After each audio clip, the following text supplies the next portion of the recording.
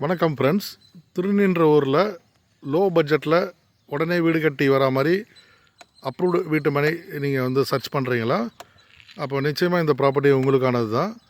இந்த வீடியோவை ஃபுல்லாக பாருங்கள். இந்த ப்ராப்பர்ட்டி நேம் சரவணா கார்டன். இது பாக்கம் கவர்மெண்ட் ஸ்கூலுக்கு எக்ஸாக்ட் ஆப்போசிட் ஸ்ட்ரீட்டில் இருக்குது.